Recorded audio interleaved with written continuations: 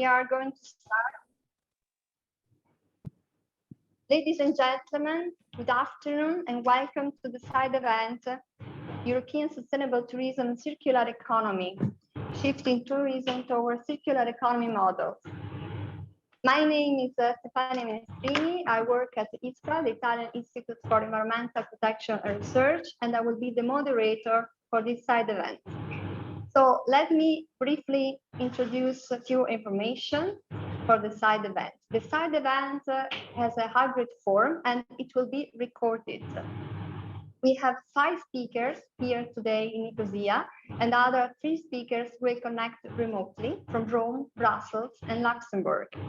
And we will have a series of presentations and sessions of questions and answers. So let me address a big thank to all the speakers that have accepted our invitations and are today with us. For participants connected remotely, I would kindly ask them to mute their microphone and to switch off their camera, as only speakers will have the camera switched on. We will have in the chat box an email address where you can send your questions, and we will answer your question as soon as possible after this event. This side event has been organized by ISPRA, the Italian Institute for Environmental Protection and Research, together with the members of the Interest Group on Environment and Tourism. This is a group belonging to the EPA network, the Environmental Protection Agency network, where the heads of environmental agencies at national level, together with the European Environment Agency and the European Commission DG Environment, are meeting together periodically in order to share information, best practices, and to build up synergies in order to face common challenges. The members of the interest groups are environmental protection agencies and tourism authorities, national tourism authorities. And the main mission of this group is to ensure that environmental consideration and aspects are fully integrated into tourism policies, projects, programs to boost sustainable tourism. So why we are here today? Why we have organized this side event? The group has produced a background paper as a contribution to the 9 Ministerial Conference Environment for Tourism. And the main elements will be presented today. And we have considered this conference as a great opportunity for bringing together key actors and policymakers in the field of tourism and circular economy to discuss today in order to reflect upon possible way to boost circular economy into the tourism sector, how we could apply circular economy principle. In a nutshell, how we can make tourism more sustainable. But now I will stop here and I will introduce our speakers. And I have the pleasure for the opening remarks session. I have the pleasure and the honor for having here with us Ambassador Federica Ferrari Bravo from the Italian Embassy in Cyprus. She's also leading the Italian delegation here at the conference. And we have the president of the Italian Institute for Environmental Protection and Research, Prefetto Stefano Laporta. He is the chair of the Italian System of Environmental Protection Agencies, and he will connect remotely from Rome. Dear President, you have first the floor. Thank you. Thank you, Stefania. Good afternoon, everybody. Only a few words after your smart presentation for my welcome to this meeting.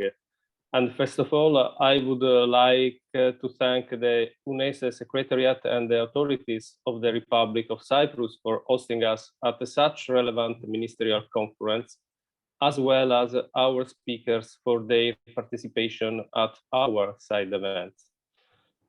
I would like to thank Her Excellency Ambassador Federica Ferrari Bravo for having accepted our invitation and for joining us today, as well as the representatives of the European Environment Agency, the European Commission, Eurostat, and the World Tourism Organization for providing their contributions and reflections to the challenging topic of our side event, which is how we can shift tourism towards more sustainable patterns and circular economy models. We are still in a period in which the tourism sector is suffering from the consequences of the pandemic. The sector is still recovering slowly. However, as for many different economic sectors, the pandemic can be seen as an opportunity and a driver for changes in new and different directions. We are all committed today to promote the development and the sustainability of tourism, and we want to identify solutions to favor a circular economy approach capable of reducing economic losses in the value chain and avoiding environmental impacts. I hope this side event will provide the opportunity to reflect more in depth on the way we can work together to promote circular approaches and to make the tourism more sustainable. In this regard, in this framework, ISPRA, together with the members of the Interest Group on Environment and Tourism, has produced a background paper, as Stefania mentioned before, as our contribution to this conference. The main elements would be presented today with the purpose to enhance the environmental dimension of sustainable tourism in line with the mandate and mission of national environmental agencies to protect the environment through environmental information, monitoring, and reporting activities. We, ISPRA, and the Interest Group on Environment Tourism are therefore available to make our contribution in relevant ongoing processes finalized to greening tourism to make it more circular, more resilient, in one word, to make it sustainable. So thank you very much for your kind attention, and I wish you a fruitful today discussion, and I give back the floor to Stefania. Thank you again. Thank you very much, dear President, for your nice words. And now I give the floor to Ambassador Federica Ferrari Bravo. Thank you, Ambassador. Can I use this? Okay, good morning, everybody, and buongiorno to all those who follow us from Italy. It's a very big honor for me not only to chair the Italian, to lead the Italian delegation to this important conference, but it's also a pleasure to be here with you today. I praise the work that ISPRA has been doing so far, and the cooperation between ISPRA and the relevant stakeholders in tourism and environmental international working groups. I believe that Italy has a lot to say because we are a country which has a very relevant cultural heritage, and we are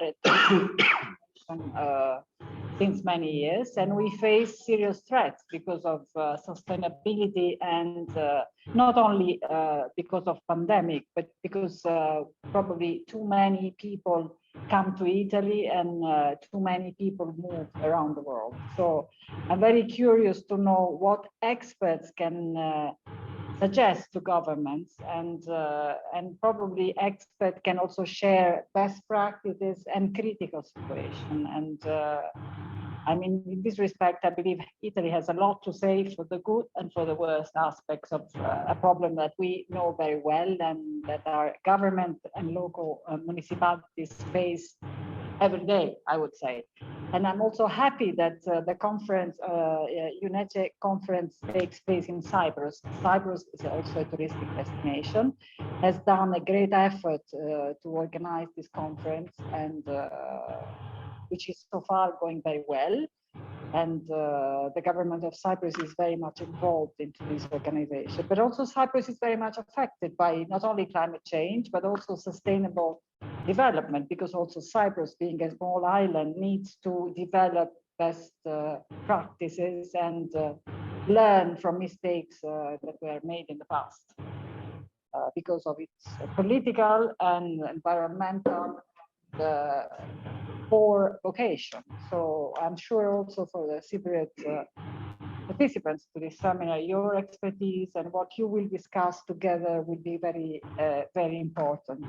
So thank you all for being here, and thank you for inviting me, and hope you will have a very successful and fruitful meeting. Thank you. Thank you very much, Ambassador, for your kind words and your wishes. We go now to the presentation session, and I have a list of speakers from the national to the European to the international level. We will start with Giovanni Finocchiaro, Head of Environmental Statistics at the Italian Institute for Environmental Protection Research. He's also a co-chair of the interest group on environment and tourism. And Giovanni will present us the main elements of the background paper that the group has produced as a contribution to the conference. Giovanni, please, you have the floor. Morning.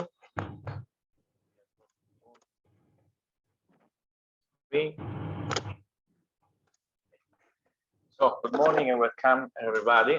As co-chair of AGIT, I will try to describe the AGIT UNECE conference to sustainable tourism and circular economy. First of all, I want to thank all the AGIT members for the work done together, and all the speakers that for their availability, because they represent the main player for these topics. I just want to turn the spotlight on the environmental dimension of sustainable tourism. I just prepare a background document, yes, to favor a circular economic approach at reducing economic loss in the value chain, overcrowding and reducing environmental pressure, but also aimed at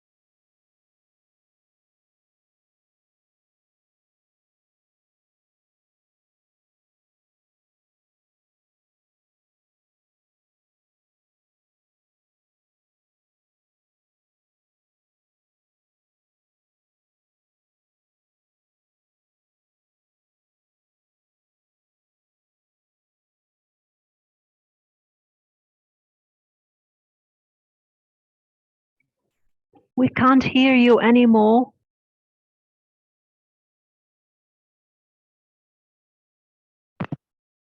you listen to me? It's not good enough. So I said before that we list also some recommendation, a possible contribution of AGIT could make to governance process versus the transition of the tourism sector. When we start to prepare the document, we are in this situation. So we are in the pandemic years. So the tourism, we know that was one of the main sectors that suffered this crisis. But we think that the crisis is also an opportunity to rethink the sector. And in this scenario, the environment could be one of the main pillars on which to base the rebirth of the sector, and the applying of the principle of circular economy could represent an excellent boost in this sense. After we try to establish some definition, and first of all, for the sustainable tourism, we use the UNWTO definition that refers to a suitable balance between the three dimensions of sustainability.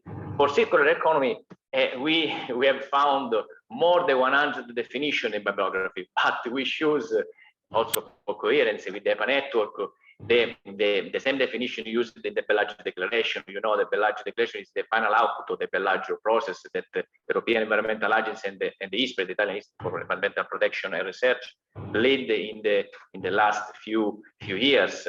And the declaration included the seven guiding principles to national and European authorities in developing monitoring framework and the indicators.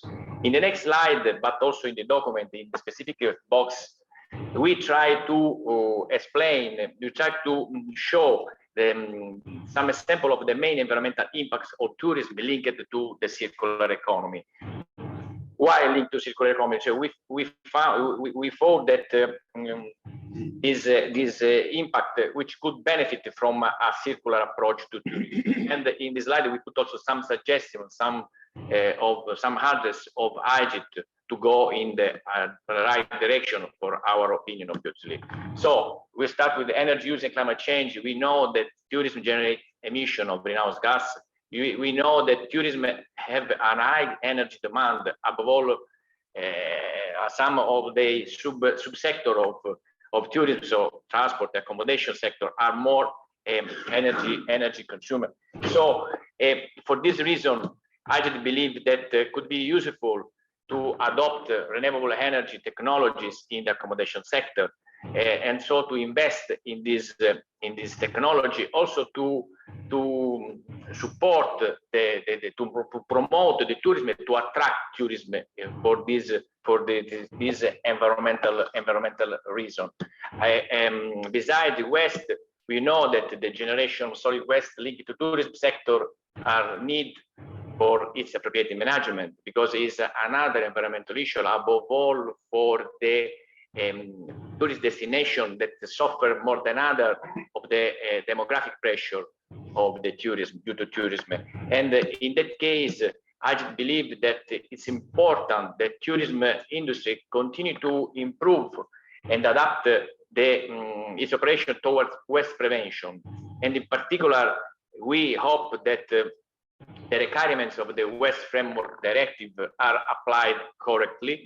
And for example, above all, when the directive speak about reuse, recycling concept more near to the circular approach, and other many environmental impact that linked with tourism is the water resource shortage. Also in this case, there are different evidence that tourists consume or use more water resources than an inhabitant. So this could be a big problem in many summer tourist destinations, particularly those which are naturally arid, and so they can experience water shortage. And in this direction, I just believe that to make water user circular, so all demand best be covered by renewable water source, which means no fossil sole source should be used. Besides, resource use and overconsumption. So the activity of construction and the maintenance of tourist facilities for the accommodation, for example, can be high resource use, and in this area can be focused in promoting circular economic approach. In fact, our group believe that different kind of using, for example, green procurement mechanism, circular building material flow, and using easy to repair materials. So all this kind of using can within tourist facility can be increased to go in the right direction. So now in the document which we use, you show also some national experiences, that some national attempt that go in the right direction, this direction to mainstream sustainable tourism and circular economy. We should propose from France, from Croatia, from Portugal, from Italy, but there are also some relevant European in the international institutional initiative that go in this direction. We mentioned the European certification for Ecolab and the EMAS for the tourism accommodation, but also the recent report of the Commission with the DG GROW, Transition Pathway for Tourism, that underline the importance of the application of the principle of circular economy tourism sector, and give also some others.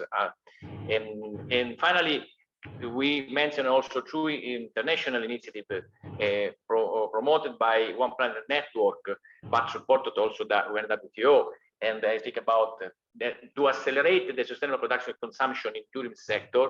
And we speak about the Glasgow Declaration on Climate Action for Tourism and the Global Tourism Plastic Initiative.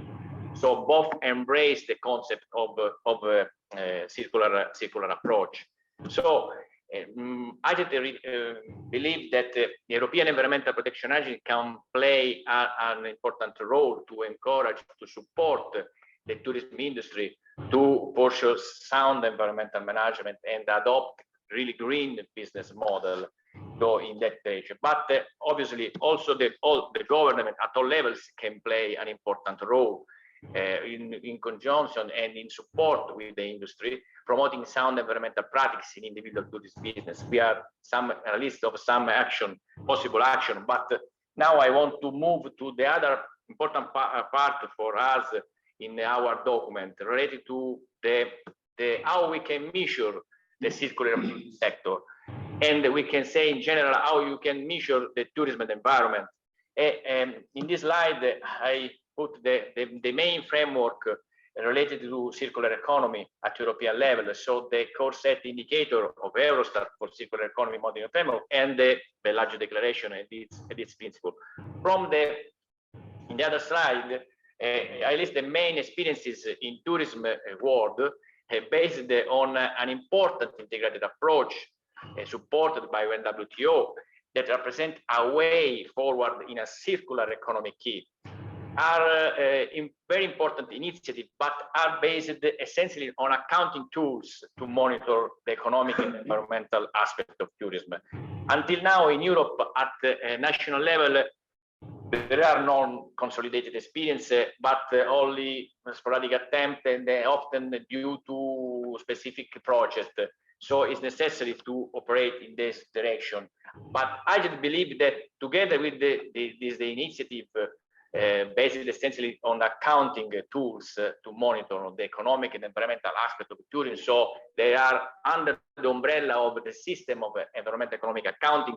You could also use environmental data from environmental monitoring activities to produce other indicators more relevant. But in my opinion, we speak a lot inside the IG group, the real gap information for monitoring tourism and environment or tourism and the circular economy in this particular context is not much the indicator or the methodology to elaborate the indicators, but the availability of useful and comparable common basic data, at least European level. So in conclusion, we can say that the shift to a circular paradigm for the tourism sector is crucial to revitalize the tourism in an equitable and sustainable way in future. And for this reason, we suggest as Egypt to invest in tourism sector on innovation and environment and in applying a circular approach in resource use. But also we underline the necessity to develop common indicators, environmental indicators, above all for monitoring environmental impact associated with tourism. And in general, we recommend to have a data governance approach that considers the environmental aspect of tourism and use all available tools in an integrated way.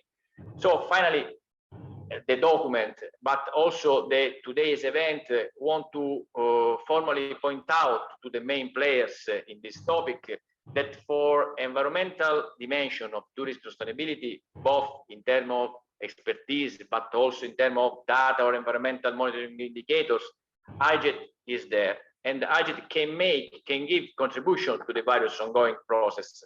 Probably, I think that on the hand, the post-pandemic and the voluntary to relaunch the sector, and the other hand, the strong push towards a circular approach to the economy in general, we believe that they can be through excellent boost, through excellent drivers for guiding tourist policy, also in terms of environmental sustainability, and we are there. So thank you and good job to everybody. Thank you very much, Giovanni, for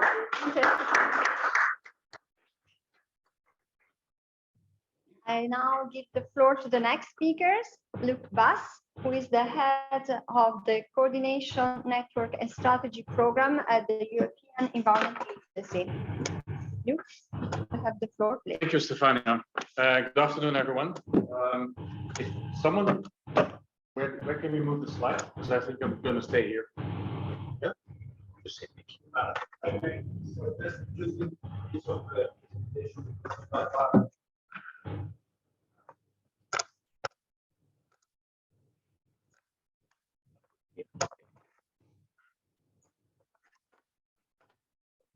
the Yes, you definitely don't have to lose any part of my slides. You're right. The crucial part is always on the right side. So, just to say that it's a pleasure to be here.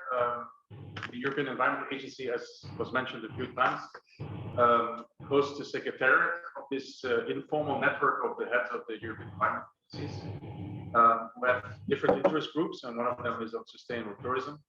And so it's a great, and it's led by Italy, by Ispra. It's clear, you're in a clear lead. And it's also a very important issue.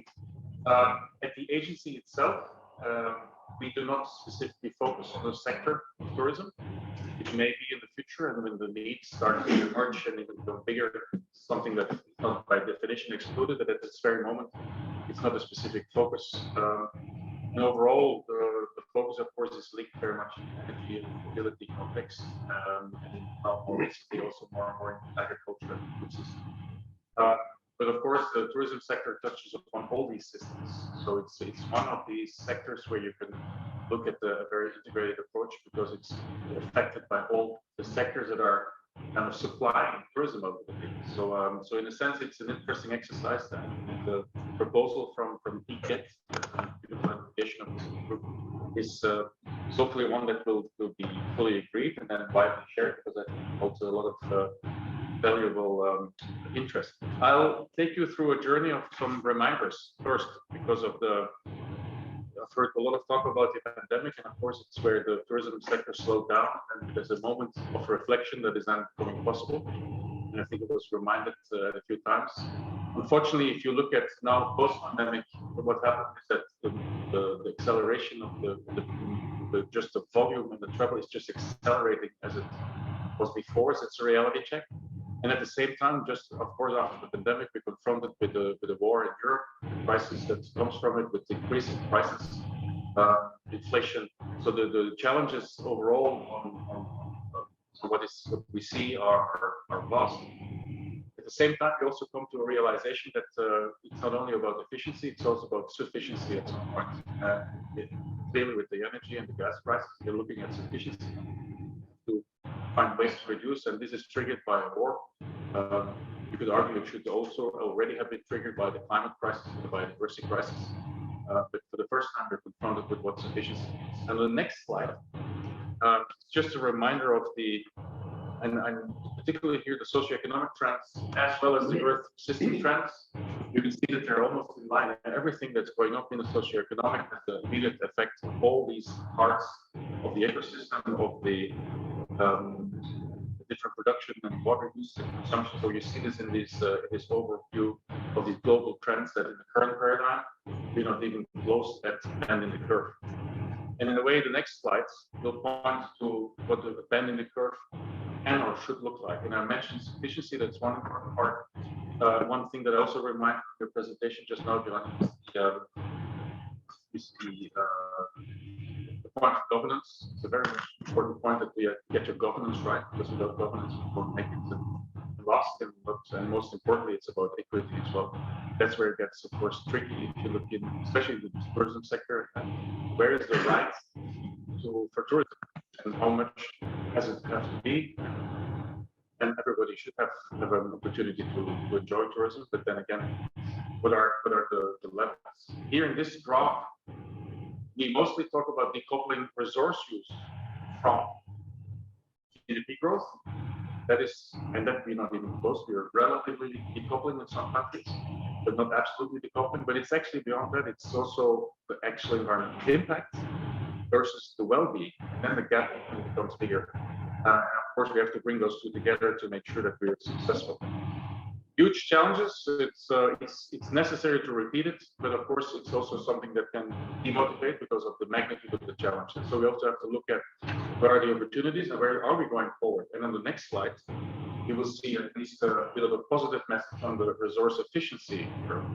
So the resource efficiency in Europe, and that we haven't done a separate study for a tourism sector, but you would definitely find examples in the tourism sector where it also has been improving, and we have a 17 increase of that efficiency. Now, as I said earlier, efficiency does not necessarily result in absolute reductions, of material use, especially not in the virgin material use.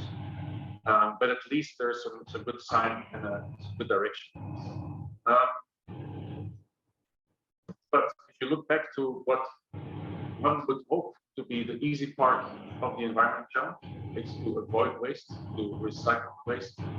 It's should be the low-hanging fruit, and even there you're confronted with still an increase. Yesterday at another event, I was actually reminded by some of the graphs of the EA that I hadn't spotted in the last 2 years. It was the municipal waste generation, and we had a drop until 2016. Then it stayed into people, and then it's going up again. So municipal waste in Europe is going up. I have to say that it is very different from one country to the other. So if you look at the numbers here, it's an increase from 1.7 ton per person in 2010 to 1.8 tons in 2018. But it can differ between countries from the range is big, from 1 ton to 3 tons. And so there's quite a big difference in the different countries. That, of course, is also driven by the different kind of economies in the system.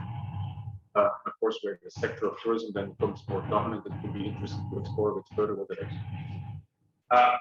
Also, when you look at circular use of materials, in the next slide, you see that that the trends in the circular material use rate are at least not going down, but they're also not drastically going up. It's what one would expect from a circular economy action or some circular economy action plan. Most of this is linked to design. It's the design of the product. And if you look at sustainable tourism, then you can look at what is the product that you are bringing to the table in tourism. So it's not just a product that is produced in a factory, it's also a product. Tourism is a product, is a service, of course, at the same time. So let's make sure that the design of that service then is better, and that would then increase, of course, these kind of circularity rates as well.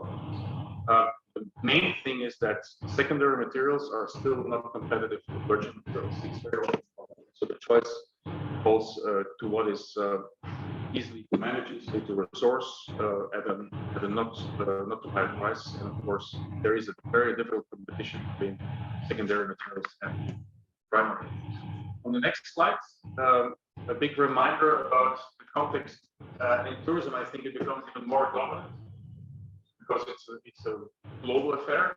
It used to be a local affair, then it became a European affair, and now it's a global affair, tourism. And of course, the whole circular economy challenge is international. It is with complex supply chains, but we all know that, I think we are intelligent enough that we can deal with complex issues.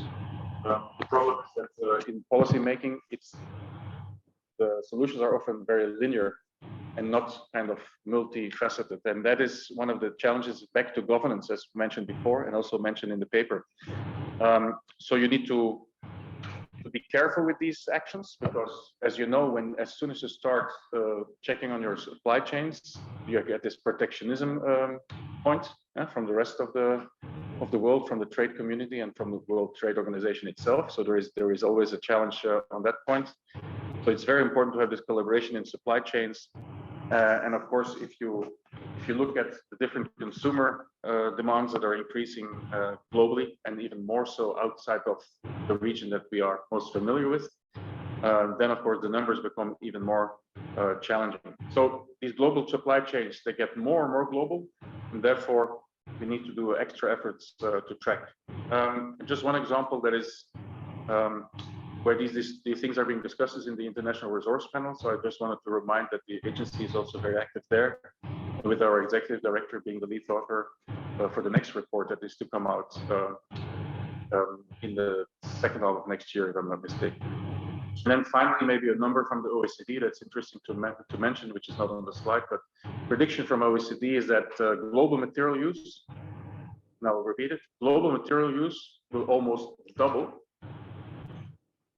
That's doubling by 2060. So you can imagine what strain there will be on the resources that we face. And again, every sector has its responsibility in this, including tourism sector. If the tourism sector is to become really sustainable, then you'll have to look at to things, as in every transition, you'll have to stop doing things and you have to accelerate other things that are more conducive. And the stopping of doing is, of course, those things that are not helping to achieve this circularity. You see a few of them mentioned here. It is very often here, in this case, it's very specific on materials, and you can read it from the screen. But it basically also comes down to incentives. How do you incentivize behavior? And we all know about the harmful subsidies that exist. They exist on fuels, fossil fuels still. In some places, they still increase. So difficult to compete with that kind of development. But we'll have to do this. We'll have to get this red line down. And then, of course, we will be meeting somewhere in the middle with all the experimentation that we need to do in the beginning and to find some new ways of doing things. And you will, I'm sure you're very well aware, which something is that touches upon the tourism sector very much. And I think also the sector has been taking it up, is this single-use plastic as one example to mention here. And with a specific directive that the EU has agreed, single-use plastic. So it's a start, and it's a good start, but we all realize that, that way more is needed. I give you this general overview to land on my last slides with some specific recommendations on tourism, but they are often already mentioned earlier, but I'll give you an overview of that.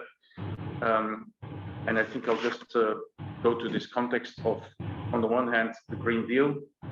Where does in the Green Deal sit the strategy? It's a specific action plan. When you're in the EU and you're dealing with policy, you're working in a government or you're working in a civil society, you hopefully are aware of the Circular Economy Action Plan.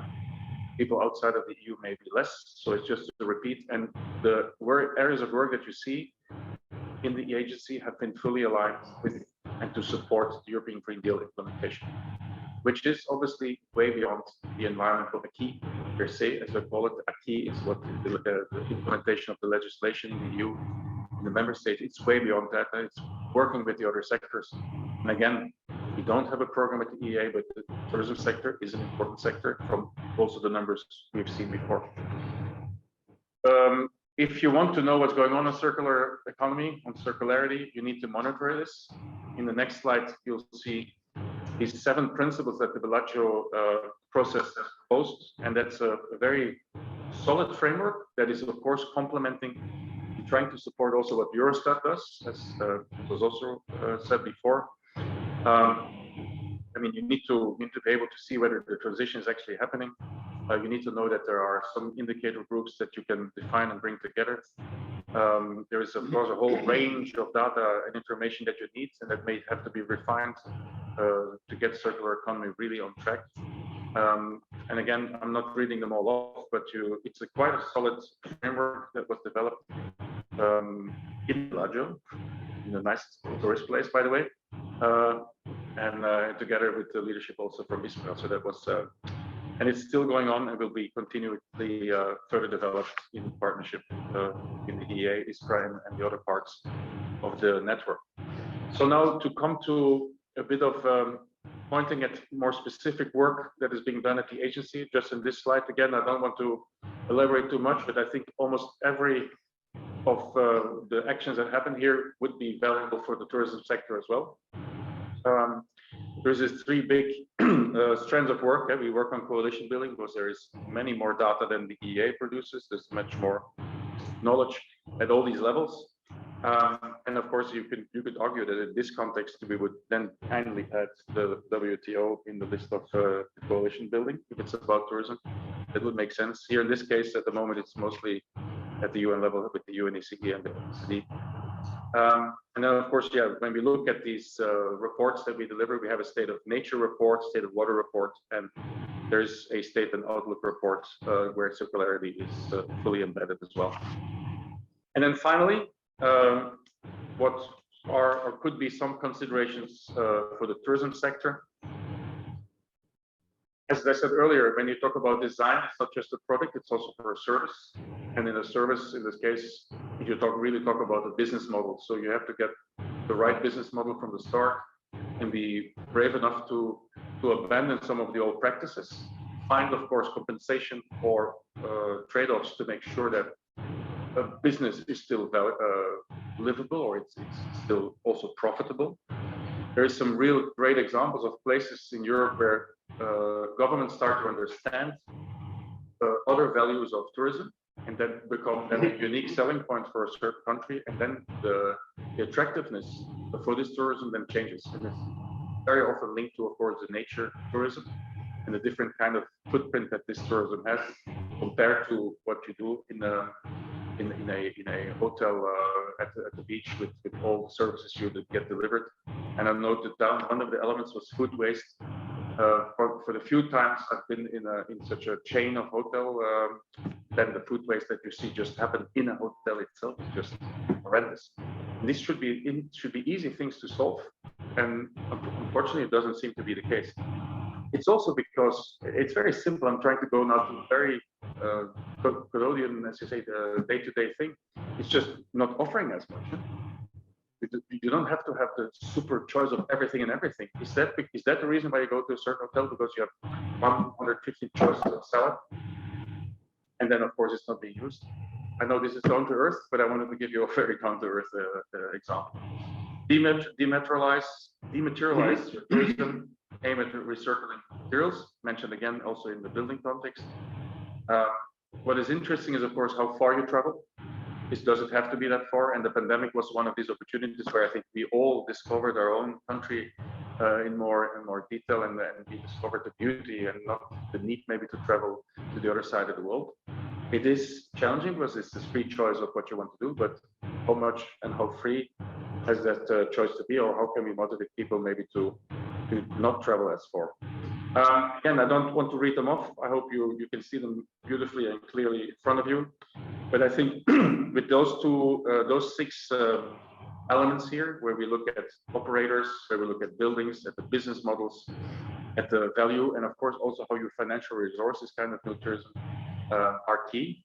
And we hope that the sector will embrace this rapidly, because the urgency goes back to my first slides, and we hope to see leadership from the tourism sector. Thank you.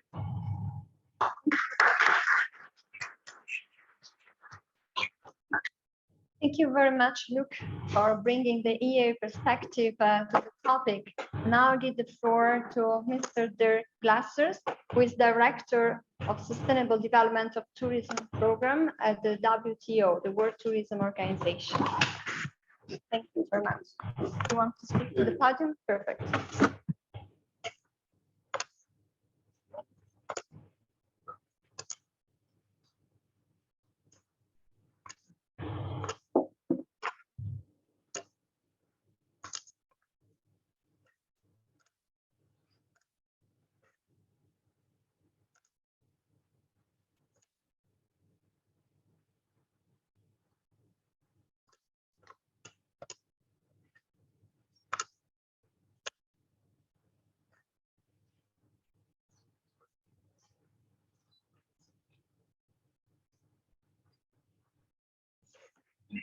We wait for the presentation.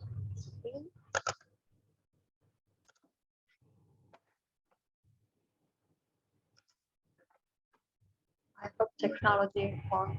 No, none of them. Okay.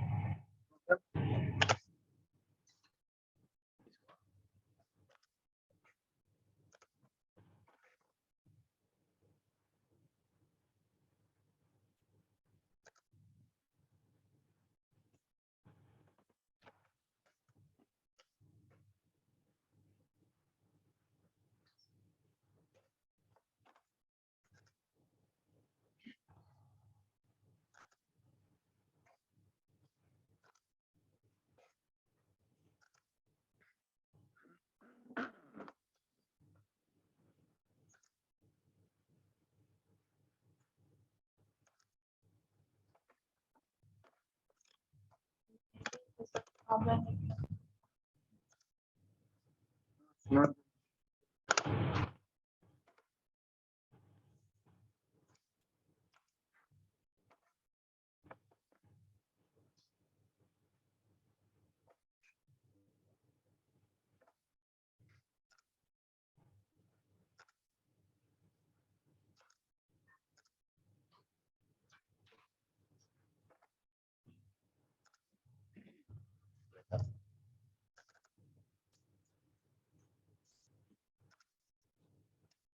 means that we are reaching our goal.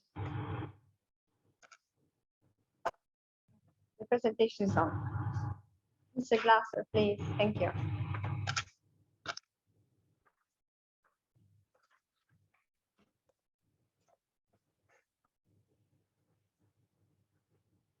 Thank you for solving this technical problem. And Giovanni, thank you very much for these presentations. They were interesting and complementary to a lot of thinking at UNWTO. We had yesterday the extensive possibility to reflect already about one of the 4 questions you wanted to ask me. I take the opportunity to introduce Virginia Fernandez-Cava. For those who don't know her, she is key in our efforts to be catalytic at UNWTO. With that, I also want to start, take you just basically today through 2 core things which are moving our thinking at UNWTO, Specialized Agency for Tourism. One is the strong belief that sustainability has to be driven by an evidence-based approach. That is what we have learned over the last years very prominently. And the other thing is, we just used the word before, our belief in if we form coalitions to implement, it is very useful to make them on fields where there is catalytic intervention. I'm trying to say over here that we try to multiply through our intervention our effects. That is especially true when we are focusing on the private sector, because the private sector very often is asking what guidelines are good for and their daily operations, what is it for making for their competitive proposition, bringing to their daily struggle to sell. But before I speak now further on the very specific issue on measurement, circularity, sustainable tourism, I wanted to make a link which I was missing a bit here at the conference. We all are just right now about to leave the pandemic phase, and most of us have received vaccination, wearing masks, or have been wearing masks.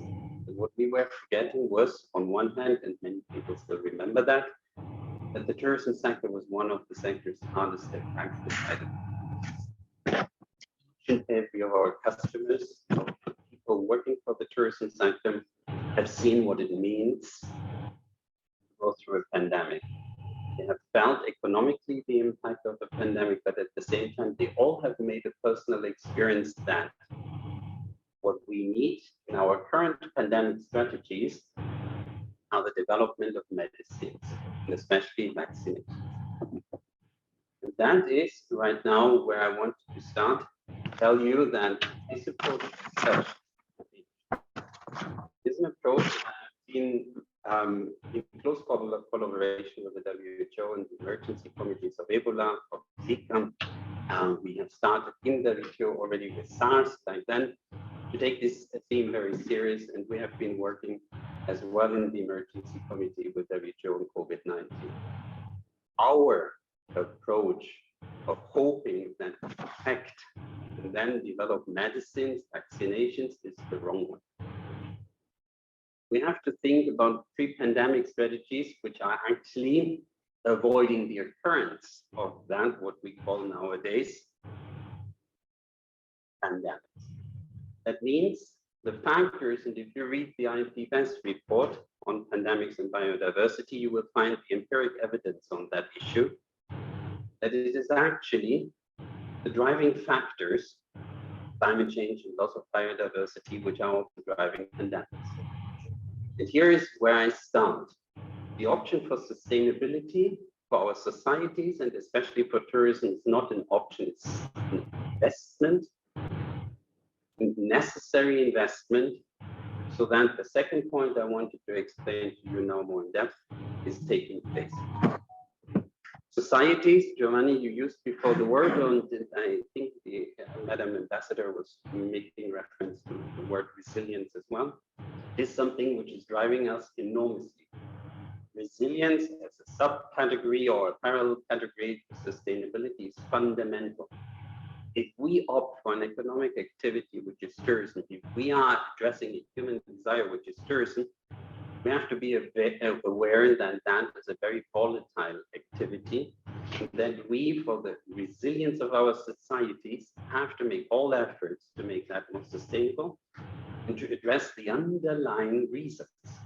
So I just wanted to frame here a bit where we are coming from before I go into the technicalities of measurement, which are always important, but so that you see that we as the tourism sector are very concerned about that. We are very concerned, I am very concerned that not enough people speak about the link between pandemics and sustainability. At this particular stage, this is for me fundamental that we don't forget that. It was not about vaccines. That was actually personal experience each and everybody made about unsustainable behavior. Yeah. The second one, Luc, you mentioned before in your chart, tourism. I saw that. I'm happy that you only spoke about international tourism, because actually I have a more devastating figure for you, which actually speaks about tourism also from its other components, especially domestic tourism. Now, our forecast, we are speaking about 1.8 billion international tourist arrivals by the year 2030. We think we will outreach that number by far. We had already pre-pandemic 1.4 billion international tourist arrivals. But what we did, Virginia was an active part of our research together with ITF, International Transportation Forum. We simulated up to the year 2030 what it means when we take all dimensions of tourism into account, especially the domestic dimension. And we were far beyond the 30 billion trips per year, taking into account the domestic dimension, not 1.8. Domestic is significantly better. Many of you have referred to it as the dimension of tourism which brought stability during the pandemic to economies. That is right. But at the same time, we shall take into account that India and China, considered usually as domestic markets, have dimensions which in Europe would produce international arrivals. So we have to see the environmental component of domestic tourism significantly better. And look, this is something where we have a huge deficit in statistics when we try to figure out what is the dimension of domestic tourism. So any suggestion about the dimension of environment and tourism has to take into account as well domestic tourism, and you can as well the dimensions of what we consider leisure, which normally doesn't go into the statistics because it's just an excursion to a protected area. It's just an excursion where you return and you don't spend the night. But now very quickly on the dimensions of measurement, some of you might know that already, what you and the retail, that's the mouse. Okay. So here's a study through which we basically figured out something very important. We conducted over there a systematic review of national tourism policies. That is what national governments are formulating to express their will, how the tourism sector shall develop, and where they explain the instruments they are making available and the techniques to finance this, and as well the instruments. The report as such is interesting to read because for us it was the first time that we did a systematic review of national tourism policies and got an idea of about 100 national tourism ways of thinking. And the most important thing in there was it was still predominantly an economic thinking. So what we found in there was still what we see also in the statistics and what Luc and Giovanni mentioned before, that there is a need to expand our thinking. We found that in the policies. And then as measurement has to have a purpose, Luc and Giovanni, you mentioned it slightly in there, but for us it's a very important thing. Measurement has to have a purpose. It has to become an element of the participatory process.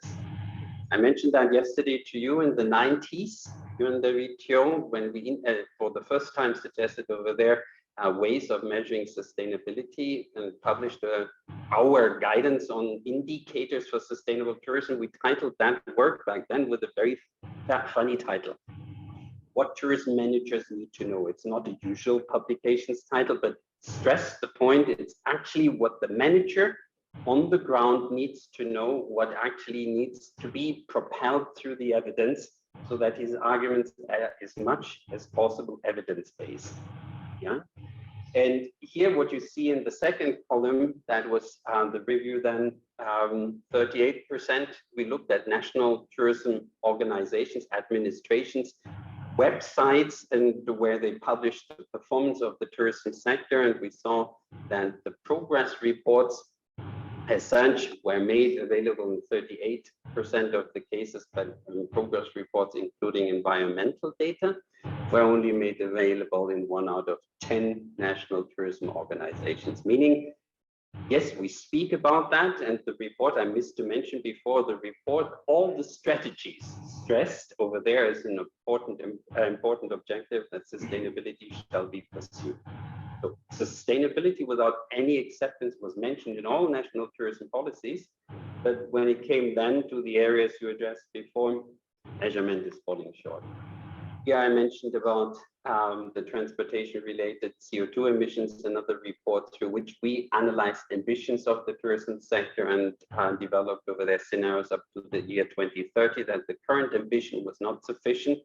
That was the origin of our Glasgow Declaration commitment, a high ambition commitment, where we felt that the tourism sector, through its own tourism policies, not only focusing on transportation policies, needs to increase ambitions to meet over there the agreed targets of the Paris Agreement and hopefully beyond. Well, anyhow, here you see other ways how UNWTO then is integrating those principles into the political circles. Here, the One Planet vision for a responsible recovery of the tourism sector developed very early during the pandemic when sustainability, some of you were on that side. Remember, you could hear many speaking about it, but actually it was not too fashionable and to publish at that time sustainability guidance, because actually the sector was so struggling and it was about the pure existence, survival of companies and the livelihoods depending on tourism. And here we integrated, and I like that before as well, the One Health approach, which was for our sustainability back then a new one, considering over there already the first lessons learned from the pandemic. To the right, you see under the presidents, Madam Ambassador, under the presidency of Italy during the G20, we were able to release the recommendations for the transitions of the green travel and tourism economy, a political sign that the sector and the G20 tourism ministers were committed to the transformation. Here, for those interested, some of the milestones from the statistical and sustainability perspectives, which have advanced from our side, the measurement. And as I mentioned before, besides measurement, it is our way of catalytic interventions, which are important, and supporting these catalytic interventions through measurement. So there's a continuously ongoing discussion. I like very much because of that the presentations before of your commitments of measuring circularity, because that is very complex but needed.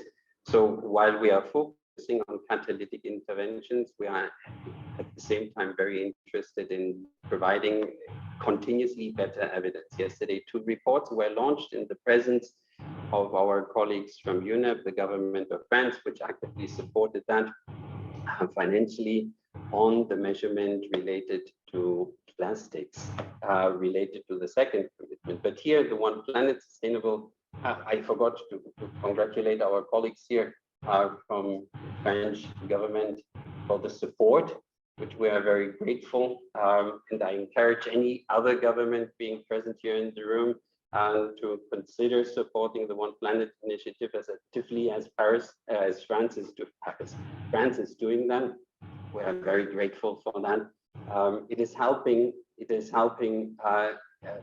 sector enormously to see that these commitments in the end are becoming transparent and widely known. So besides the activities here I mentioned already, we are focusing also on biodiversity and partnerships. The Glasgow Declaration was a fantastic example of partnerships, a large network of tourism stakeholders, all doing before already work in one way or the other on climate action, came together and agreed on the principles of the Glasgow Declaration. And already at the launch at COP26, after we formulated at COP25 a problem at COP26, I shall shorten, absolutely, this is my own interest. So Glasgow Declaration, one way of catalytic intervention, the Plastics Initiative, another one for those more seeking more information on that, please turn especially to my colleagues from the One Planet, Sustainable Tourism Initiative, Virginia, Svetlana, Roxana. Food waste is still to come. It was mentioned before by Luc as an area of interest to focus more in. And when he referred to the hotels and the waste he observed personally, there's much more, and there are good solutions already as well. Then the last thing here to close, the observatories, our commitment especially to support measurement at destination level. This is something we are at UNW seeing as fundamental. National measurement is very important. I discussed that with Giovanni yesterday, his colleagues, but at the same time, supporting the measurement at destination level in a hopefully compatible, but especially relevant manner so that destination managers can transport over there the message also to their stakeholders is fundamental first. And I'm very sorry as we have later on the plenary, and thank you for reminding me of the time. I have to disappear, but not in disrespect of the subject, which is for us very important. And thank you for insisting for UNW to be with you. I hope in our future conversations with EA and with you, we have the possibility to produce something practical in guidance material, but at the same time following the principles of good statisticians. And I'm very happy to see Christoph de Munter here in this meeting as well. Innovation in statistics is the first thing we applaud to. And in innovation, I mean that practitioners are telling us it is really helpful for our actions. That is the barometer we take to measurement, and that practitioners and destination managers saying that is helping us in our efforts of sustainability. Thank you very much, and hope this is successful. Thank you very much, Mr. Glasser, from your. That's a good question. Well, just a second, we will come back to that. So, well, thank you so much for bringing your perspective. And as we know that, and to be in time for your presentation, and actually we know that you need to leave, and we have apparently one burning question from my side and another burning question from Luc. So before you leave, I would like to ask you, we have several initiatives in the monitoring system. We heard from the EA, we heard from Giovanni. We will listen to the staff as well, how we can make sure that these different monitoring initiatives are actually connecting to each other, speaking to each other, and the environmental dimension is fully embedded in the accountability, how we can make sure that. Rick, I hope it's addressing as well in the part of the question you have. There's for me one thing I learned when it came to environmental measurement and the classical measurement we had in economic dimensions of tourism. And already, if we look at space, very often they are looking at different spaces when it comes to subnational level. So this simple first insight shows us already how much we have to think also of the use of new technology. I mentioned to you yesterday that new technology has sometimes outside of our classical cubicle of thinking a lot of data available. And I speak here from the perspective of remote sensing for tourism. The yield which is made over there is extremely limited. Tourism destination managers don't have the capacity to digest this information. When you classically as a statistician would hear a statistician to say, well, I don't have data, there's a vast amount of data available which is not properly interpreted for the tourism sector when it comes to movement, when it comes to land use, when it comes to impact on the environment. So what I would say in a short answer to your question, what is important is that we leave cubicles while respecting each other's traditions.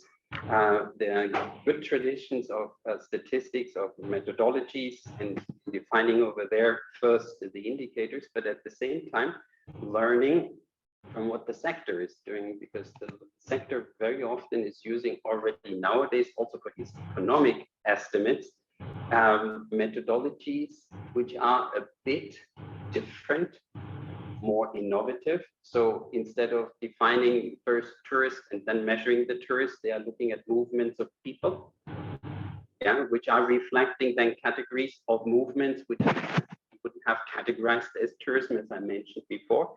And as we address domestic tourism, and as I saw that there's a strong focus of international tourism, if we really want to understand what the movement of people means for the environment, and there's just speaking about the environment, but social and cultural, we need to have this understanding.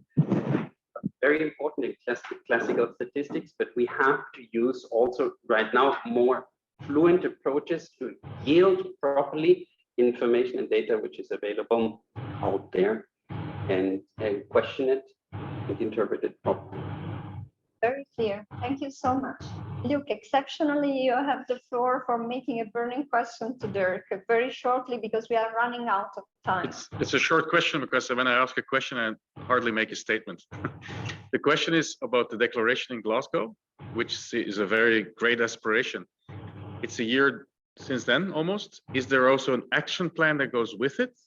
And if there is an action plan, what are the first parts that you look at? What is the low-hanging fruit to start doing? Because halving the emissions in the tourism sector that is very, I could say CO2 emission intense, would be a big, huge challenge, even more than in some other sectors. So what are the first action points to try to reach it? So the very first thing we did this year was focusing on planning and measurement. That is what we have been doing, while a number of new signatories came on board and many big players of the tourism sector. Thanks to the good work of the networks, and I congratulate here in public Virginia for the good work which has been done in that field. So what we did here was a systematic global review, for example, of the measurement techniques that private sector is conducting when reporting on that. It was a project supported by the German government to enable us and to look at what is the sector using. I mentioned before the importance of private sector. And then these results, we are presenting them for a consultation on the 17th of October for those interested here in the room to join us. And there is a first presentation online. We try to bring some of the results to Glasgow, but it's a continuously ongoing process. The same thing is happening with plans. Destination very often planned for adaptation. Mitigation is less of an issue in the classical planning. We plan to issue over there more guidance, but did first a global review of a good guidance for mitigation recommendations at local level. So plenty more things. Look, happy to discuss that, but otherwise I get killed here. Yes. Well, thank you so much for these explanations and details. And now we need to continue with our presentations and speakers. The next speaker is Ramune Gentilfelice from the European Commission, DG GROW. She will connect from Brussels. And Ramune is a policy officer for tourism at DG GROW. And she's responsible, amongst others, for the aspect of sustainability, regional policy, rural tourism, funding aspects. She will present DG GROW initiatives in the field. Ramune, the floor is yours. Thank you. Thank you very much. Thank you, Stefania. Can you hear me? Yes, we can. Excellent, excellent.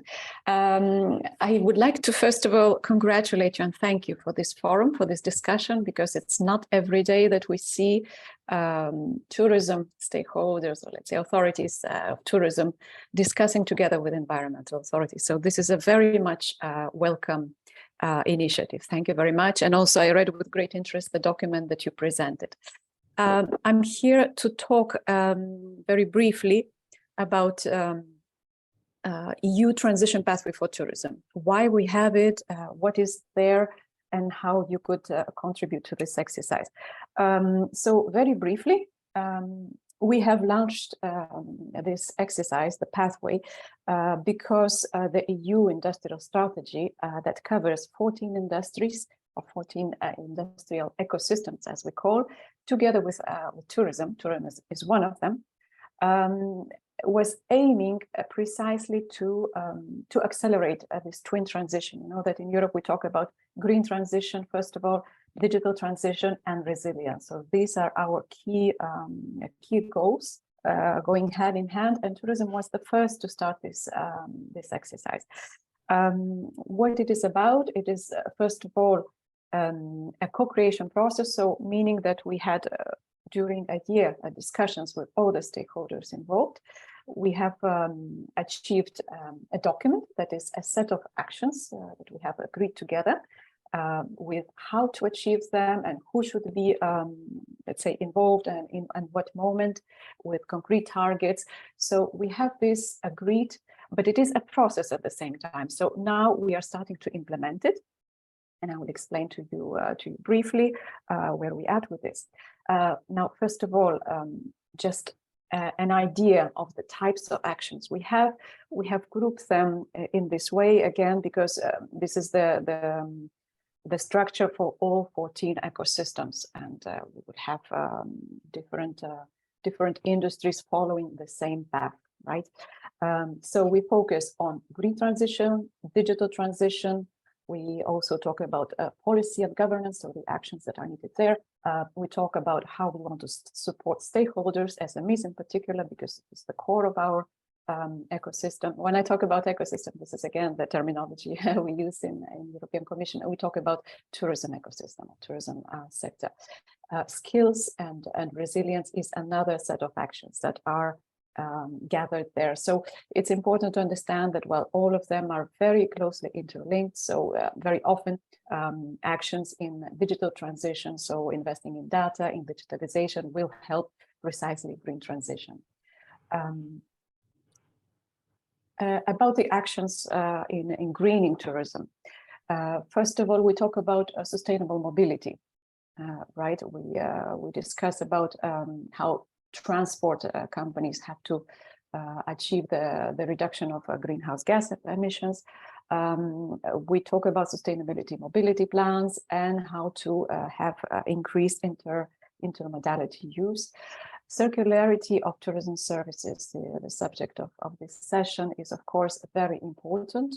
We have defined some actions, how we want to reduce environmental footprint of food services, to give an example, but also using waste in general, increased water efficiency, energy efficiency is another very important element that we discuss, increased use of renewable energy, etc. Another element that is very important is supporting the SMEs towards green practices. We believe that there is really a gap there. We need to support them with, first of all, raising awareness of necessity of this change, but also helping them to apply available, let's say, tools that we have. Here is just an example. Your label is just one of the labels available for the stakeholders. But we try also to finance many initiatives, and I will give you just a few examples later, to support the SMEs in particular, because they are the driving force in the change. And as we know very well, today it's a challenging situation. We have to slowly stepping out of the pandemic. The consequences are still felt very differently in different member states. In EU, we have liquidity problem because of the, of course, energy crisis. So this is still not over, and we really focus on the support here. We are focusing also on developing sustainability indicators on destination level. Research and investment is key. We want to make a change. We are talking also about some pilot projects in remote areas, for instance, that could serve as labs for a change. We talk also about measuring environmental footprint, and we have some tools ready, and we want to improve and adapt it for tourism. So this is a product or organization environmental footprint methodology, and energy efficiency is, of course, part also of the circularity. A few lines on the policy update in this area. So, you know, of course, very well, the Fit for 55 package in the EU. So this is the legal framework of implementing our European Green Deal. We're advancing here. The package is interinstitutional negotiations. It's a very complex package of a lot of legislation, but many of them are very much influencing the tourism sector in terms of greening. So basically here we have transport and alternative fuels and the renewable energy directives, etc. We have also launched the Alliance for Zero Emissions Aviation. So 74 entities were announced that have joined this initiative. We have proposed also nature restoration law, EU eco-label for tourism. We are trying to promote the uptake because it's still quite low in our opinion. And we focus very much on measuring environmental footprint. Our STAT colleagues are working in this respect, and I will leave for my colleague to speak there. We have launched also EU tourism dashboard. I will explain this as well. And we have a tourism flagship under European Union Technical Support Instrument. Basically, that is technical support for the member state authorities, administrations to implement, well, in this case, we have defined concrete actions to implement a better data space or the statistics framework in tourism. We have 7 member states that have applied and have been confirmed, and they're starting to implement these projects. Just for you to leave some calls and projects that are ongoing in that direction. I think the most important here is to keep in mind the single market program projects where we have increased systematically the allocations to help SMEs to implement sustainability practices. So for example, the newest call that we have is 20 million euros, actually quite the biggest so far that we have launched to improve sustainability practices in SMEs. So we are waiting to see what kind of proposals we will have. We are also launching together with our colleagues in regional development partnership on sustainable tourism under urban agenda. So again, an opportunity for the cities to advance on greening. And well, some studies, as you see, on unbalanced tourism growth, we have just published in September that, etc. Yes, okay, I think I jumped a few slides here. Yes, sorry about that. Sorry about that, I jumped a few slides, wrong button. I wanted to say just a few words about European tourism dashboard. So as you see, this is an exercise that DG GROW has launched with a joint research center, GRC colleagues. Why we have it? It's because we wanted to have a pool of online knowledge, a concrete tool to assemble in a visualized way tourism relevant indicators that would contribute to the transition pathway implementation as well. And there we have 3 pillars. We have environmental pillar, we have economic pillar, and socio-economic pillar. Put another slide here, you can see better.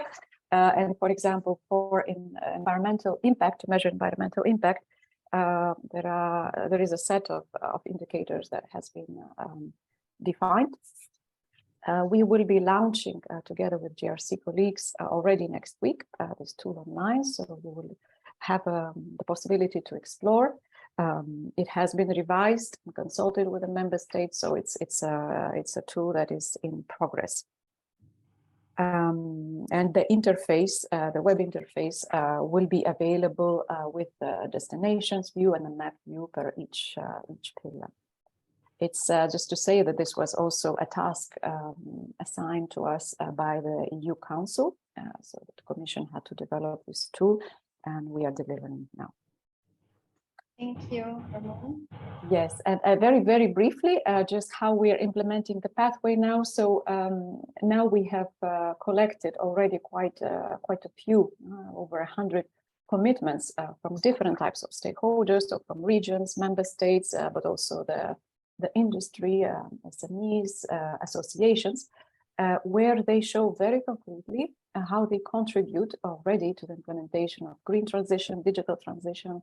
It is important. It is important because, first of all, we see the leaders in that direction. We can build on them. We can inspire the others to follow. We can also identify the gaps where the change is needed. Again, this pathway is not set in stone. It is true, it's a set of actions, but it is also a process. It will be evolving as the situation changes. So the situation is very dynamic. The challenges are changing quite fast. We will also be launching stakeholders working groups in the form of informal expert groups of the Commission. So I would invite you to watch out for this call. This will happen already this autumn. And another tool that we will be launching is the platform. I will skip some slides because I know we are running out of time.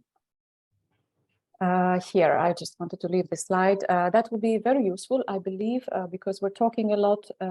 We see a lot of good practices already going, be it in data or examples in measuring sustainability. We'll talk about sustainability just now.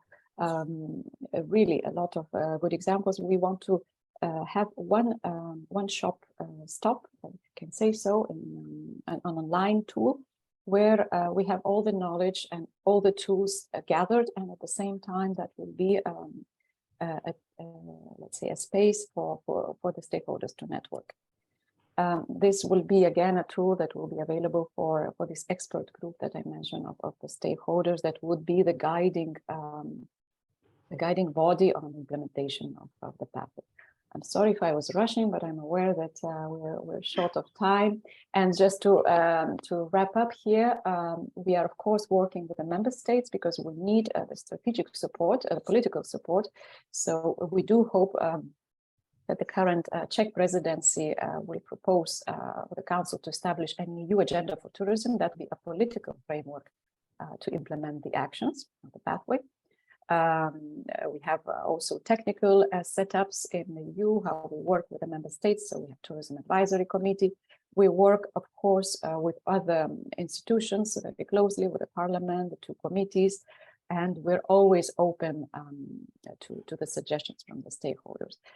We will have an opportunity in May next year, a big event, the biggest event with our stakeholders, European Tourism Day, where we will hope to present the progress so far, the pathway of the actions, and discuss the progress and show some examples of change already happening. Voila, I leave this slide for you because money is important to implement the change. This is mostly for the businesses, but also for organizations and public bodies. And you know that green transition or greening any sector is one of the most important funding resources. So we dedicated the EU in each program the majority of funding in this respect. So I end here and I'm open for the questions. Thank you very much for these presentations, and we are really running out of time, and it's a pity for our discussion. Actually, unfortunately, we started late. We have a request from Luc Bass for a comment on that, very shortly, because then we will need to go to the other speaker. Christophe is waiting for us. Is it fine, Christophe, with you if we pass the floor 1 minute to Luc? Okay. Luc, please, yes. Very shortly. There's two things. First of all, I also have to excuse that I will have to leave, and I wanted to offer at least an opportunity if there was any question, because you may have had any question. Otherwise, you can contact us and with any questions, and we'll try to follow up. And I wanted to make a comment to the colleagues from DG Grow. It was great to see the vast amount of work that's happening here in this specific sector and on the greening. And I think it would be interesting to also at least have an exploration what that could mean in the collaboration with the agency. So it's just a warm invitation to maybe reach out to the colleague online and maybe have a follow-up short discussion, because it was really good to see what DG Grow is working on. That's great, very good, Luc, because you basically anticipated one of my remarks for the conclusion. So that we need to continue the dialogue started today amongst the different institutions. So thank you very much for joining. And now I'll pass the floor to the last speaker, last but not the least, definitely, is Christophe de Minter, and he's from Eurostat. And he will tell us the work done by Eurostat concerning indicators of for measuring sustainability of tourism. Christophe, please, you have the floor. Yeah, thanks. I hope you can hear me and that you can see the slides. You can hear me, yeah? Hello. Yeah. Okay, yeah. I know that we're all running out of time, so we'll try to be as short as possible. And actually, I will go a bit fast through the slides, but the slides can be shared with participants afterwards, so you will have the background information. Because I wanted to start with a quick introduction on the data that we have in European statistics on tourism. Just for the background, the legal basis, there's a legal basis for statistics, like it's the case with most official statistics, which lay down what member states have to send to the Commission, to Eurostat. Basically, we have supply side information, which comes down to accommodation statistics. So basically capacity and occupancy, nights spent and so on in hotels, campsites. I think most of you are familiar with this data. We also have information on the demand side, which is based on mostly on household surveys. So this gives us information on trips that people make, where they go, how long they stay, how much they spend, and so on. And to come back to a comment made by Dirk from UNECE earlier on, both of these sources also cover domestic tourism. And it's true also for the EU that domestic tourism, it's probably the dominant part. I think it's 75–80% of tourism in the EU that is domestic flows, already before the pandemic. Maybe important in the context of sustainability, it's the geographical breakdowns. For the accommodation statistics, we have data by NUTS 3 regional level, by NUTS 2 regional level also on a monthly basis, so which is important to measure seasonality, for instance, at regional level, because seasonality at regional level might be different from what happens at national level. We're seeing with the member states, and we have a meeting next week to further improve the granularity on a voluntary basis. So that's work in progress as well. We also have data by degree of urbanization for coastal areas and non-coastal areas separately. And since 2020, we also have data for a selected number of important cities. Now, when we come to environment, the impact of the environment on tourism, this is not directly covered by the regulation. The regulation is 10 years old, but I mean, already then it was an important topic, of course. So there's just an article in the regulation referring to pilot studies. Of course, it is impartially covered because we do have lots of indicators on tourists' flows. So we have the volume indicators that do say something about where the pressure may be. But it's covering only a few dimensions, and it's definitely not sufficiently granular, as you probably all know. Apart from this legal framework, there's two things I wanted to mention that we are working on, but outside the legal framework. You may know that the Commission signed agreements with 4 major accommodation platforms, Airbnb, Booking, Expedia, and TripAdvisor, in 2020 to share data with Eurostat. So we've started receiving this data and publishing this data. The graph I show, it's just something we published actually yesterday. It's the data on the first 2 quarters of 2022, where you can see, I mean, I don't want to present the data, but when you look at the green part of the graph, actually the levels returned to the 2019 levels for the same period. But as I said, this presentation is not about recovery of the tourism sector. But this helps to cover a segment that is typically underrepresented in the existing official statistics. A second element, which was mentioned by some of the speakers already, it's tourism satellite accounts. The problem is the difference between theory and practice. The theoretical framework exists and has been existing for, I think, more than 20 years, internationally agreed with WTO, OECD, the UN Statistics Division, but implementation, and I think it's not only Europe, but worldwide, implementation is slow. It's not sufficiently harmonized. It's often fragmented. Only a few tables or elements of tables are covered. So we try to foster the implementation of TSA by motivating countries to send the data to us every 3 years. This ends up in a publication which gives it some visibility. So this keeps the topic on the agenda. Of course, for many, also for our colleagues in WTO, linking tourism satellite accounts to the environmental accounts, it's the long-term goal to have an integrated framework, but we're still far from that, unfortunately. Now, to come to measuring sustainability, yeah, I have to start with some of the constraints, or you could call it the bad news. Often for monitoring tourism, we rely on accommodation statistics because they're available in most countries of the world, because they're relatively comparable. But of course, by definition, since it's about accommodation, they exclude same-day visitors. And in particular, when you want to measure the impact on sustainability, same-day visits might actually contribute to the peaks and the pressure, because same-day visitors, especially, for instance, if you think of coastal destinations, they may come on a sunny day all at the same time. So this is when the pressure increases and when over-tourism may occur. They're only limited to rented accommodation, the accommodation statistics. So there's also important flows of people staying at second homes and visiting relatives and friends. So in many, again, in the coastal destinations, often the second homes, it's a more important segment than the hotels.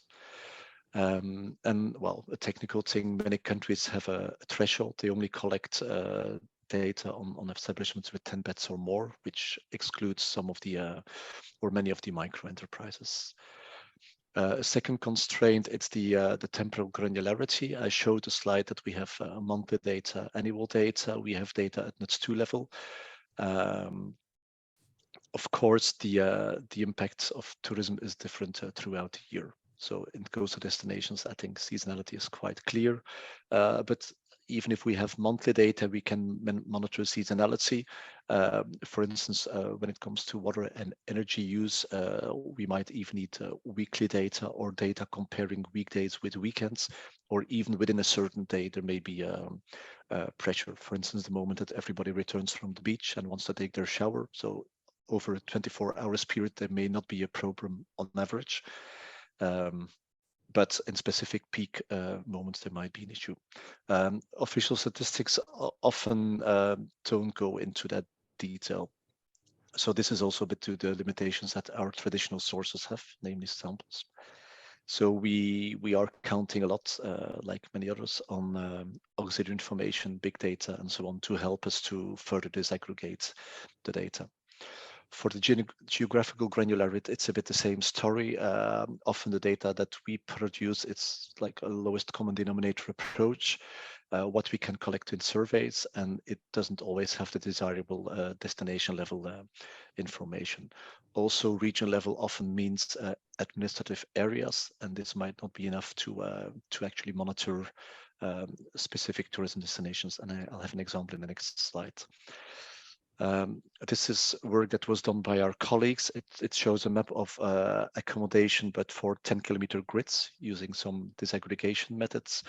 And I just want to point the circles that are labeled with 2. These in France, I think you can clearly distinguish 2 river basins. It's the Loire and the Rhône. And this is the kind of information you typically can't capture with NUTS2 information, because often the river is actually the natural border between 2 NUTS2 regions. So if you want to have the destination level information of a specific destination, be it a river, the regional data we have cannot capture this. So we count on this kind of innovative approaches to produce more relevant data.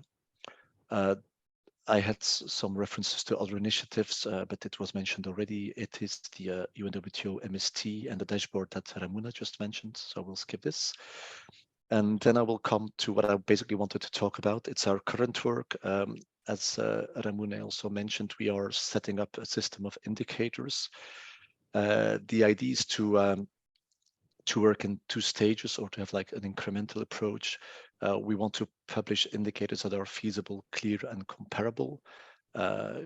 Comparable meaning we want to base them as much as possible on the existing harmonized data that the National Statistical Offices produce, often backed by EU legislation, or we want to combine different data sets. It's a bit of an organic process. We want to get started and publish something, hopefully in the course of next year, using available information. And once it's there, we hope that it will start leading its own life. The user feedback will come and the pressure to improve it will be there. So how do we want to improve this first set?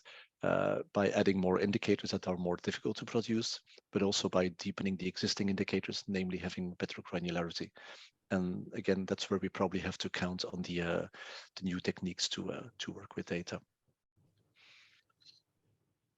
So the setup we have in mind currently, it's supposed to be comprehensive and covering different dimensions, but as you most probably all know, certain dimensions are more difficult to measure than others.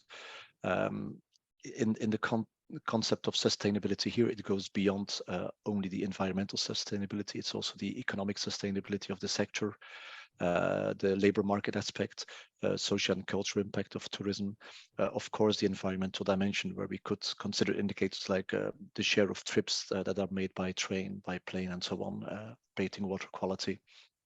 And also digitalization is one of the elements, as is also the case in the EU tourism dashboard that will go online next week.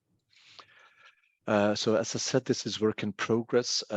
We had discussions with the National Statistical Offices already, and they joined this somehow bottom-up approach to come up with a list of indicators that then starts leading its own life, which is a bit different from the approach taken by the UNWTO with the statistical framework, which is more a top-down approach, and we hope the two will be complementary and feeding and inspiring each other. The discussions with the countries continue. Actually, next week we meet with the countries once per year, and this is by coincidence next week. So this is one of the main items on the agenda. Yeah, somehow this was double. So this was my presentation. Sorry if it was a bit fast, but I tried to take into account that we were running out of time.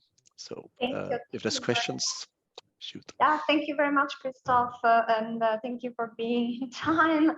As unfortunately we are running out of time, we have to cut our question and answer sessions. But before we will go to the closing remarks, I would like to take the chance to ask you a question, Christoph.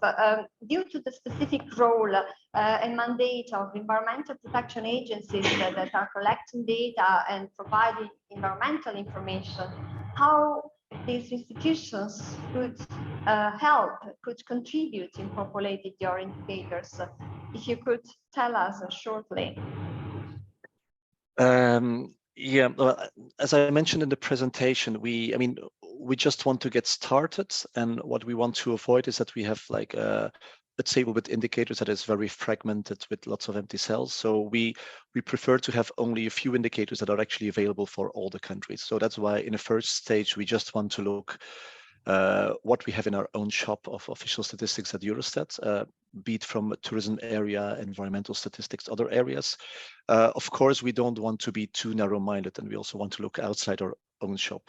And this is maybe in a later in the first phase and the second phase where the expertise of the agencies you mentioned could come in very useful. Because there may be indicators available in the agencies that can serve as standalone indicators. For instance, I gave the example of debating water quality, which is not something that Eurostat produces, but which is available for all the countries. So this could be an entry point to have say, fully fledged indicators that come from the agencies, of course, on the condition that they are stable, because we're not, I mean, the project that we have in mind, it's not an ad hoc thing, it's to produce the same indicators every year, every quarter, depending on the granularity. Another option is that, as I said, we have this challenge to improve the granularity of the data. We have to rely on other sources. Of course, also there, the agencies can help us with giving auxiliary sources, because there's data that they have that we don't have. And again, if this is available in many countries because of the international dimension of their work, this could also be very useful. It could be an input for refining, I mean, the overall ID, because I mean, also when it comes to circular economy, I mean, tourism doesn't have a lot to offer now, tourism statistics, but also there with the help of agencies, this dimension could maybe also be covered, because simply disaggregating to kilometer grids, there's also a behavioral aspect that is different between tourists and locals. Like when we talk about food waste, I would say that if you express it in kilos, it's probably a different volume per tourist than per local inhabitant of the same area. So also there, maybe the agencies might have more insights that could be useful for us. So it's definitely a cooperation. Thank you so much, Christophe. We would really love to continue the discussion, but we have a time constraint. The plenary, the conference will start in a few minutes, and we have delegates that need to be there. So we are unfortunately obliged to stop here. But as I said before, this conversation will continue with the European Commission and the other actors, because we think that it's extremely important to bring together environmental institutions and the ones working on the tourism, and of course the one working on accountability. So that's just the first appointment and the first opportunity. So now I would like to invite and pass the floor to Jelena Sobat from the Croatian Ministry of Tourism and Sports. She's a member of the Interest Group on Environment and Tourism, and I would like to ask her to provide us with some concluding remarks. Thank you. Thank you very much, Stefania. Thank you, Joanna, to be here with you today. So as we are really right out of time, so I'll just go quickly with a couple of points of remarking points. So first of all, thank you. We all thank you speakers for their important and interesting contributions. We welcome very much this initiative of bringing together key actors and policymakers in the field of tourism and environment, and we hope this dialogue will continue in a constructive way. As I'm from Croatia, for Croatia, tourism is a profoundly important sector, as it generates about 20% of our GDP, and it is a vital source of both direct and indirect employment. Therefore, Croatia is very much engaged in increasing the awareness of stakeholders in the tourism sector and the sources of financial resources needed to implement circularity to tourism. As there is a great need to better monitor, share, and disclose the sustainable development of impacts of tourism, including the environment impacts. Croatia is introducing a measurement of the impact of tourism to tourism policies by doing systems of satellite account of sustainable tourism, so basically TSSA. An important factor of monitoring process in the circular economy is the establishment of the harmonized framework of monitoring and its implementation across member states. As it was stressed here before, the Interest Group on Environment and Tourism has a member belonging to both fields, environmental protection agencies and tourism authorities, and which makes the group a perfect stakeholder to be included in policy process. So I hope, as we are out of time, that something like this, some other conference or a workshop will be organized soon, because we really have quite a lot of work and talk to among us. Thank you once again. Thank you very much, Elena. And one of the key messages today is that we really want and we have the willingness to overpass the knowledge gaps that we need to. And so there's the willingness to cooperate. And this, as I said before, is just a starting point with our dialogue. So without adding any more words, I thank all the participants for their patience and for having attended this side event. And good afternoon again, and see you next time. Bye-bye.